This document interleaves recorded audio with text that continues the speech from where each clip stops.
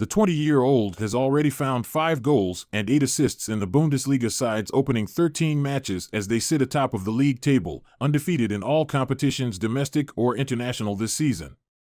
Wirtz has been a pivotal part of that early success, with manager Alonso highlighting his talents which he put on full display with an unbelievable solo effort through several defenders in the side's 2-1 win over Freiburg over the weekend.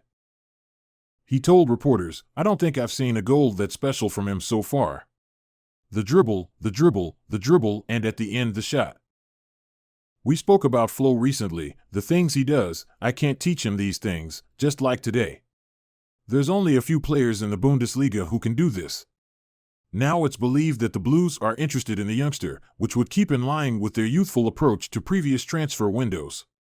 With a hefty price tag on his head though, it'd mean owner Todd Boehly would be forced to rummage through his big wallet in order to front up the cash required to complete the deal, although it's not deterred the American in the past. Other Premier League clubs are interested, with Newcastle United, Manchester City, Arsenal and Tottenham all reportedly keeping an eye on Wirtz's performances. Bayern Munich and Barcelona are believed to be 2 more possible destinations for the 20-year-old if he preferred to move somewhere on the continent. If the Blues could pull the move off, Wirtz would undoubtedly be tied down to a similar contract to that of Mykhailo Mudryk or Cole Palmer, with the payments spread out across the next decade. Given his evident talent, a manager like Pochettino would also no doubt revel at having the star at his fingertips, having shown his ability to play directly behind the striker as well as an attacking midfielder. Chelsea have stepped up their interest in Boca Juniors starlet Valentine Barco as they seek to rival Manchester City to his signature 90 minutes understands. Barco has attracted significant interest from the Premier League and across Europe, with Brighton and Hove Albion among the first to hold serious talks over a deal for the versatile 19-year-old. Since then, City have joined the hunt for Barco, who is comfortable both at left back and further forward, and Pep Guardiola's side are currently the favorites to get a deal over the line. However, sources have now confirmed to 90-minute Chelsea are readying a push to try and convince Barco to head to Stamford Bridge instead. Boca Juniors have attempted to tie Barco down to a new contract and remove his £8 million release clause, but an extension is not currently forthcoming and the 19-year-old is due to enter the final 12 months of his existing deal in January. A move away from Argentina appears likely, although Boca will not entertain interest in Barco until after Saturday's Copa Libertadores final against Fluminense. Barco's future could ultimately be tied to that of Ian Maatsen, who saw a 12-month extension clause in his contract triggered by Chelsea to prevent him from walking away on a free transfer at the end of the current season. Chelsea are still trying to convince the Dutch left-back to sign an extension, but Maatsen is understood to have concerns about his current role in Mauricio Pochettino's squad, having played just 84 minutes across 6 Premier League games this season. Should Maatsen continue to distance himself from an extension, Chelsea will look to sell the 21-year-old, and City are known to be huge fans of the Dutch international. Elsewhere, Chelsea have also added 17-year-old Lille centre-back Lenny Yaro to their list of potential targets. Chelsea have said that Mykhailo Mudryk is still undergoing rehabilitation for the issue that kept him out the West London side's defeat to Brentford at the weekend.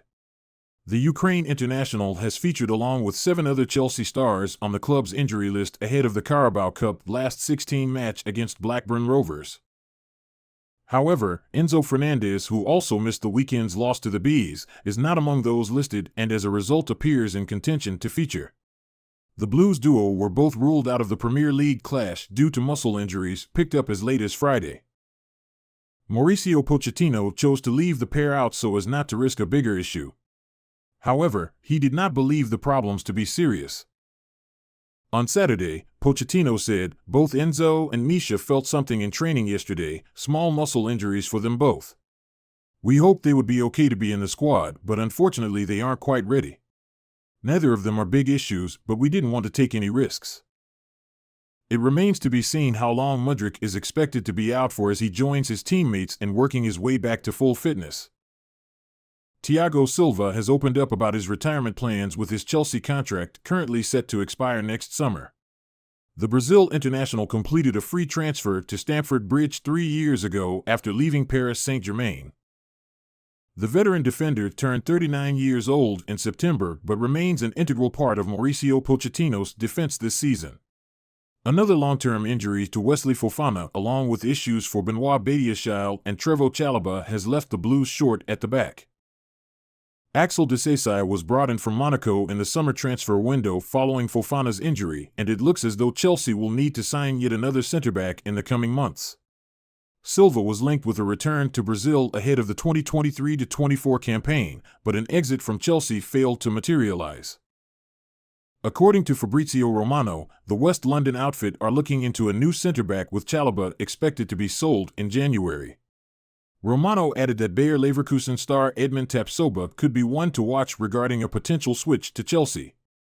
If Chalobah leaves the club during the January transfer window, and Silva leaves at the end of the season, it would leave just Fofana, Badiashile, Disasi, and Levi Colwill as Pochettino's centre-back options.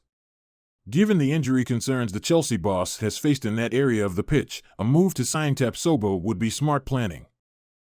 Now, Silva has opened up on his future and hinted that he could retire at Stamford Bridge, given the fact that his children play for the club. "The end of my career is getting closer. It's not easy," the Brazil international told Sky Italy. "The worst thing about it all was just how predictable it felt." Chelsea's 2-0 loss against Brentford comes at a terrible time as the end of a promising run, the first one in over 7 months and much longer in reality. It hadn't been since Graham Potter's first 9 games that there was such a good feeling, and even that came crashing down all too quickly. For Mauricio Pochettino, there is yet to be a run of games like Potter's opening patch to justify much of his struggles, even if context does that for him. With injuries still piled high and a new, young squad that is still growing, it was expected that teething pains would emerge. The expectation beyond that, however, was to move on more drastically. Although many will accept that things are different and the demand is not really to win the league, but to simply compete with those above them in the league at minimum. Watching games that could largely be dropped into any period between March 2022 and now is not a good sign.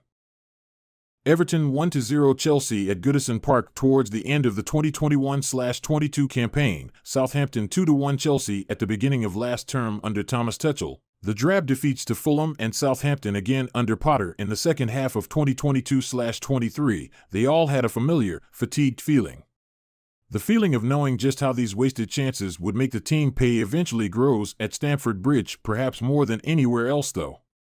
This is no anomaly. The Blues have had 28 shots inside the opening 15 minutes this season but only scored 1 goal. They have faced just 10 but conceded 2. Once more, it is calculated by XG that on average they would have at least 3 from the attempts taken and let in just 1. In the final period of the game from the 76th minute onwards, the story is similarly profligate and exasperating. 23 shots but no goals. It is tough to put up numbers like this without doing quite a lot right, but for Pochettino and Chelsea that isn't enough. It hasn't been enough, and with the pressure and demands from the fans will never be enough.